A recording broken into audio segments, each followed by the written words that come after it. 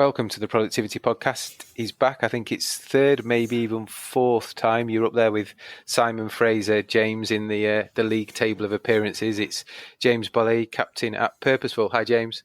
Hi, Simon. One of my life goals is always to be better than Simon Fraser, so that's very exciting to hear. Okay, I'll tag him in when we put this out. It sounds like we're starting a competition. Yeah, I'm not sure that's one for the listeners to be involved in, but maybe we have a private league table that we don't share. So it's a while since we spoke. Lots happened in the world. There's been a global pandemic that we've started, fingers crossed, to come out the other side of. There's been a war that's started and hopefully will come to some kind of conclusion very soon. There's been rising cost prices all over the world, supply chain shortages, the great resignations talked about in terms of people choosing to move jobs, do different jobs. Maybe that's an impact from the pandemic. Maybe that's an impact from Brexit or both, who knows? But that's probably a good place to, I suppose, restart the conversation or continue the conversation on purpose. And I know you've been doing lots of research. So how are people feeling about brands, purpose, as we come out of this horrible 2.5 years that we've had of all being locked up and working from home? Yeah, it's been a really difficult period for a lot of people. And as you say, I've been doing lots of research, not primary research, but I've been using other people's research to try and get an overview of how people are feeling about brands and about work at the start of 2022. And I was presenting at a conference in March 2022 about this notion of kind of what is purpose, how important it is, and so on. And I was paired up in my session with the CEO of Ipsos, Ben Page, who was presenting before me. And I was a bit worried about going up against such a big hitter and presenting directly after him. But it couldn't actually have gone better from my perspective, because he did a presentation, 20-minute summary from Ipsos's global research, the tracker that they've been running for 10 years, looking at how people feel about brands and how people feel about the world. And the story that he told within that data couldn't have made my argument better, really, or spoken more to the importance of purpose. Like, coming out of the pandemic at the beginning of 2022, 60% of people in the UK agree with the idea that they tend to buy brands that reflect their personal values. And that's a 40% increase over a period of 8 years. So people more than ever have this sense that the brands that they buy need to align with their values and define their personality. And they expect more than ever business leaders to have a point of view on social and political issues. Interestingly, it's significantly higher in the UK agreement with that idea than it is in the US, which was the lowest country that they measured. But in general, it was 2/3 of people in the UK thought that leading business people should have opinions on these issues. But we know from experience that often large organizations talk a good game on these things and don't really necessarily walk the walk based on it. But in terms of how people are feeling about brands, they want them to have this idea of a social purpose. They want them to have a perspective on environmental, social issues. And when they say, yeah, I want brands to have an opinion on these issues, what they really mean is I want brands to agree with me on these issues. They want them to have the same opinion as me. And it's because it is more important than ever in the world we live in today. And is that a longevity thing as well? Because I think maybe even pre-pandemic, let's take the big four supermarkets, we don't need to name them, but they all came out and said, we're going to reduce our carbon footprint. We're going to reduce packaging as part of that. We're going to electrify our delivery fleet. Then the pandemic hit, and guess what? We all got home deliveries. You know, my mum had never done it before. All of a sudden, she's doing it not on electric trucks because there wasn't time. So we drove against some of those beliefs that they were pushing for.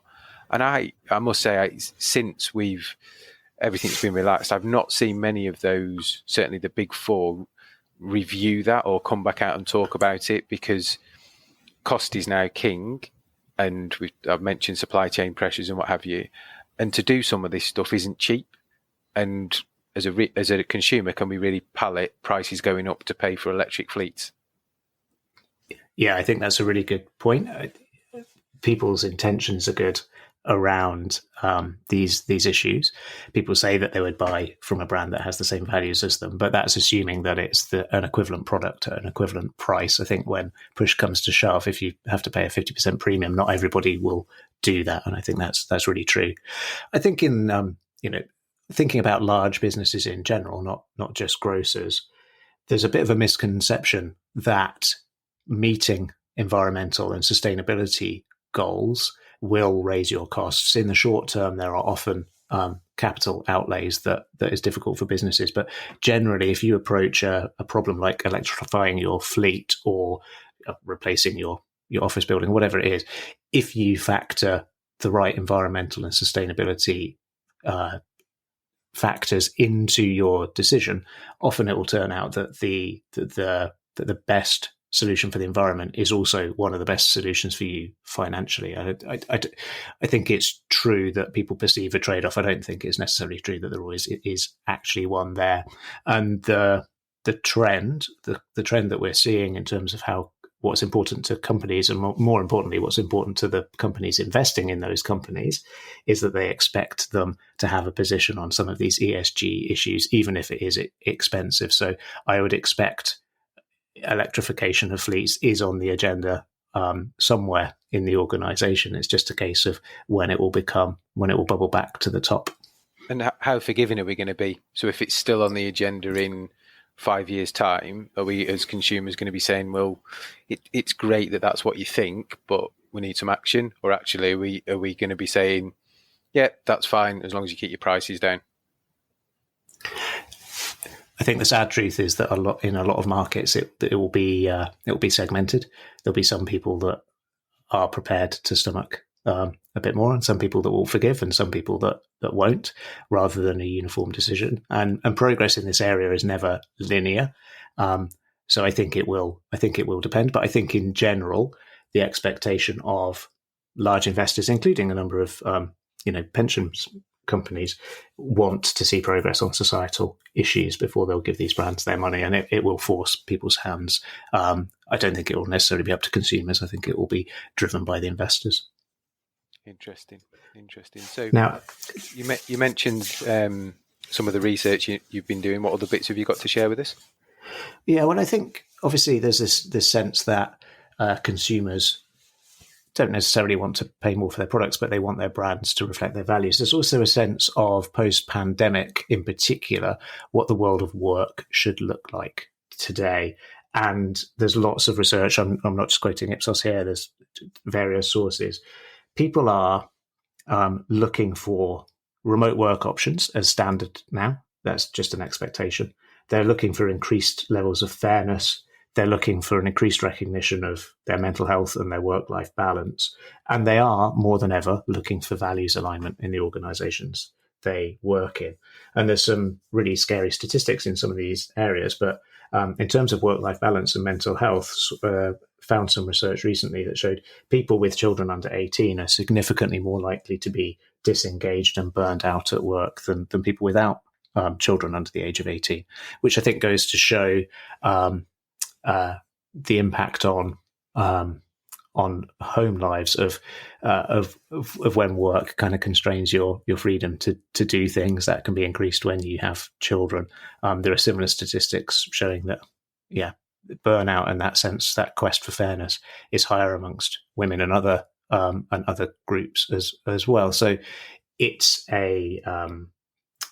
it's quite a tricky picture for employers to look at, because there's a lot that people are now demanding that maybe they would have thought of as a perk 3 years ago is now kind of something that's standard. And within that, so fairness, work-life balance, when we're working from home, I typically find I probably work harder longer because it's more difficult to switch off. A personal thing. Maybe other people find it differently than if I'm working in an office environment or I'm out traveling meeting clients. And I know that was very true for lots of people in peak pandemic when it was Teams, Zoom, Google Hangouts meeting one after the other. So I think that there's a play there of how are people going to start thinking about how you manage that. Maybe that there's automated shut off of emails at times so you physically can't send it. And again, I get lots of emails saying, just because I'm sending you this email at this time doesn't mean don't feel you need to reply. And the other thing on fairness that I'm not sure has played through yet is, if I manage a team of people and then a promotion or a move comes up, am I more likely to favour, consciously, subconsciously, somebody who have more interaction who's in the office more than somebody that works at home? Yeah, I think that's completely true. I think there's been some research conducted that showed that actually the people who have benefited most from remote working are the people who are already more senior. Yeah. And people like to promote people that are visible to them, or people that they feel are like them. And so, yes, people who are more visible, perhaps schmoozing in the office and making sure people see them, might be rewarded unfairly over people that are less visible. And that is something that organizations need to fix. But I think kind of something you said there is really kind of illustrative of where we are in this. I think there are 2 points I make. Firstly, what people say is not necessarily the same as what people actually do. And while people talk a good game about, I need work-life balance, I want fairness, actually people are still being driven to move by pay as much as anything, because of cost of living crises and rising costs and so on. And the other thing is that you talked about, is there a way we could install a solution that would say cut off email after a certain time of day? And I think it illustrates that large organizations in particular often look for an IT solution or a solution to try and control how people behave, whereas actually what this comes down to is the culture within that organization. What type of culture do you have and do you build, and how does that impact on people? And that's something I'll talk about more in a second, if that's okay. Yeah. In terms of that sense of, are people actually behaving the way that they say they will? We're seeing both sides of the Atlantic high numbers of vacancies, and we're seeing in the UK in particular companies reporting difficulties hiring. They're finding there's real skills gaps and real friction in the market at the moment at various levels, from people who they need to come in and man their fleets to people in executive roles. There's this kind of friction in the market between who's available and who you can get into the jobs. And that's reflected in the anecdotes of my clients and my wider network. I work a lot with small, medium enterprise owners, and I network in that area, and I speak to a lot of them. And those that are hiring are generally saying it's harder than ever to find the right people for our organizations. And clearly, hiring is expensive, and long hiring processes are even more expensive. And that's one of those things that's driving costs up that we all need to be aware of. Yeah, we're seeing the same in kind of some of the certainly hospitality and retail customers that we work with, that people will go through the process. They'll say they start and they don't actually ever turn up, because on their start date, they just say, sorry, I've got a job down the high street, £1 an hour more, or they stay for a week, but somebody in a week's time offers them that job with £1 an hour more, and then they leave. So there's lots of energy going into people that never start or never stay. Yeah. And it's, it's a scary story. So pay is clearly important, and particularly at the kind of living wage level jobs. But what we are seeing in some areas, and this has been true. So you need to be able to attract the right people to your organization, and then you need to be able to keep them. And in terms of attracting people to your organization, in later stage hiring, people make an assessment of your organization based on what they think of your culture and based what they think of your values. And that's not, if I'm working in one store and somebody comes and says to me, come down the road, you'll get the same pay, but the culture's better, then that's kind of intangible, and it's not necessarily something that's going to entice them in the same way that £1 an hour extra would. But if they've got an option between two jobs and they're at the later stages of the interview, it is entirely what will drive their decision is, okay, what kind of organization does this look like, and how does it feel when I'm here? And in office and head office operational roles and so on, there's lots of evidence that the candidate's perception of your organization's record on ESG matters and on sustainability and that type of thing does make a difference on which company they want to work for. And then once you're in the business, clearly the culture is going to be instrumental in making you stay. So, I think on lots of levels, pay is a big issue, but generally that idea of what kind of culture are you building and how is that contributing to society is really important in later stage job search and in emotional investment in the organization ongoing. No, that makes complete sense. So it comes down to probably some of the stuff we've talked about before. It's building that culture on the backbone of your purpose. So it's not a nice vision, mission statement, words on a wall, words on a leaflet. It's about how you live and breathe that day in, day out, or have a strategic plan that you actually achieve and get there. And we understand, things change, things move out, things move forward. But back to the electric truck scenario, if in 10 years' time, everybody's still who's doing home delivery looking at building an electric truck fleet, then they're not really living and breathing their purpose and values and building the culture on the back. It's a nice statement that's on the never. That's exactly right. And, if you were to say that your purpose was to make the lives of Britain shoppers a little better every day, for example, you need to weigh up that decision about electrifying your fleet. Now, maybe in the short term, doing something so that people can get groceries in a pandemic, that's more important than electrifying your fleet. But the lives of everybody in the UK in 10 years' time probably going to be more positively impacted by having a climate that we can live in than getting their groceries slightly cheaper today. So if you were leading a business and your purpose, if you truly meant it, you would be making that kind of long-term decision based on that, not just on how much it's going to impact your profits this year. And I don't want to be glib because I know there are lots of organizations where it's not a case of they're making lots of profit and they're just trying to decide whether to give it to shareholders or invest it in a new fleet. I know there are lots of businesses really struggling, but that's illustrative, I think, of the point. Are you prepared to think long-term about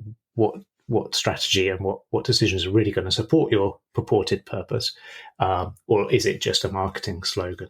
And that's, I've been talking about purpose for about 10 years now, and I've been running my business Purposeful since 2019, helping organizations find purpose. And the mistake that I made was that I talked about purpose, which is kind of an abstract concept.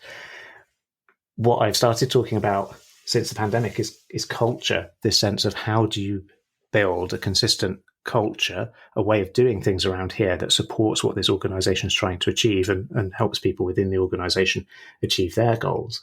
Like, purpose has always been a marketing idea, a brand positioning, but purpose today, and again, there's some evidence backing this up, but purpose today has to be a foundational element of how you run your business, or else it is just words, because people are more savvy than ever, they're more cynical than ever, and they can see through it. So what you need to do is, purpose is your starting point, but then you need to build a culture on top of that. And that your culture is the way you do anything and the way you do everything. And it's your culture that's going to determine whether or not somebody feels the need to open an email and reply to it at 11:30 at night, not an IT solution. So I would always counsel my clients and people I meet to focus on how you can build the culture rather than how you can implement a tech solution just to take the problem away. Yeah. And that culture, is that always set by the most senior person in the organization? No, I mean, the truth is that if you're in a large organization, there are probably multiple cultures, because the culture is the way people in a particular part of that organization do things. And so while it's incredibly important that it's led from the top down, it has to be built from the bottom up. And we always talk about, think about your culture as a building. That building has to be built on strong foundations, or else it will subside, it will fall down, it won't be fit for purpose. And if you have strong foundations, then you need to stay within them, because if you've got a house built on strong foundations, but then you add a rickety extension, it can actually pull a whole wall down and destroy the entire house. So you need to be able to define these foundations. You need these foundations to be strong in order to have a successful business. So we talk about purpose and values being the foundations of your culture, and then you build on top of that with the strong walls that stay within the foundations and the footprint of the building. The walls are your strategy. And then you put a roof on your building, which is what you measure and how you incentivize people, because that shows everybody what's important, keeps everybody inside the building warm and dry. You then need to think about your employee experience, the wiring and plumbing of your building. That's what delivers the energy to your organization, and what takes away the waste and the shit is, how do people treat each other, and how do you treat your people? You've got the windows and doors, how you interact with the outside world. It's your customer experience. And then how you decorate the building, how you furnish the building is your governance, how you run it day to day, the decisions that you make every day in terms of how easy it is to live in that building. All of this goes together to building the culture of an organization.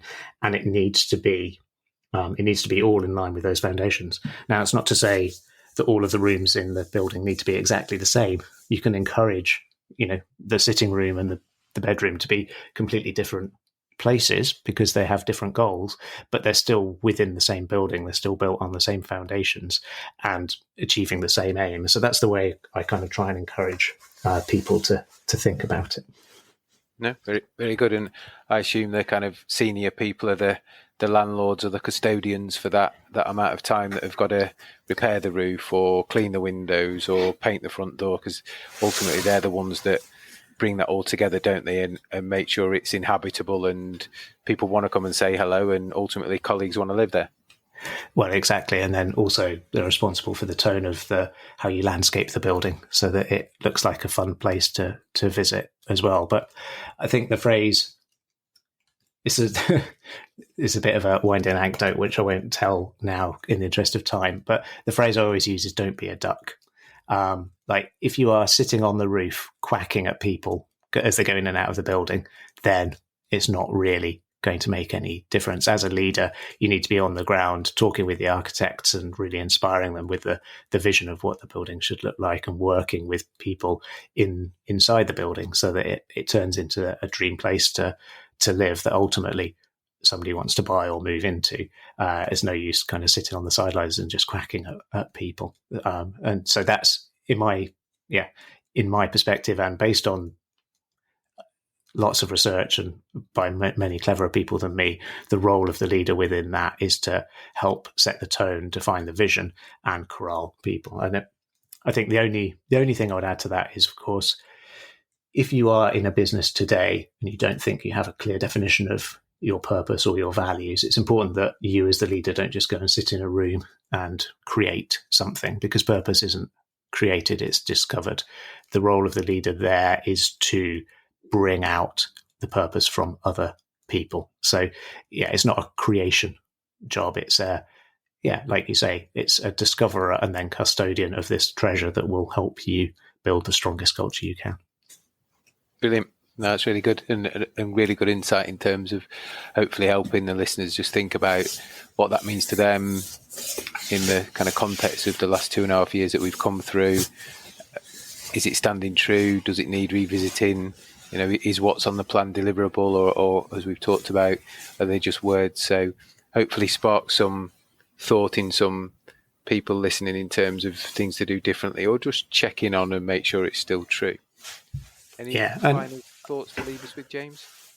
Yes, I would add 2 things, if that's all right, Simon. I mean, sure. I've always said that the way you treat your customers is the ultimate evidence of what your values and your purpose are. If you're examining something in your stores, restaurants, shops, whatever it is, if you are making decisions on technology to deploy brands to sell, does it fall within our values? Should we have, tech stores with no team members, or is actually the way we make our customers feel more important to us? And is it more important to have people visible? Should we have these kind of uniforms and those kind of masks and so on? All of these decisions that might sound tactical actually should be made not just on cost, but on a sense of, is this right for our brand? Because it's living your brand effectively in your locations every day that proves your purpose and makes people feel warm towards you and buy into you and think that you've got the same values. And then the second point I make, if it's okay, is this appreciation of the fact that it's about building culture is why I changed my my handle on some of the social media things too, James Bolly, the culture builder. And if anybody wants to find me, ask me questions and talk to me, I'm not in this to sell anything. I'm in this to try and help people run better businesses, be more successful, and have better lives. So if anybody wants to get in touch and ask me anything, challenge me on any of this, or discuss it, then they can find me. It's James Bolly, the culture builder, on Instagram and on LinkedIn. Brilliant. Good. That was my last point. I'm going to say if people want to continue this conversation, but yeah, if you can't find James on any of those channels, then you can always come through us and we can connect you directly. But James, as ever, it's a pleasure. I will do some research and get back to you if you are the record holder of appearances, or if it's our friend Simon Fraser, and you can fight that out till the death between you. Well, thank you. Bragging rights are important here, I think. Thanks, James. Take care. Thank you, Simon. See you soon.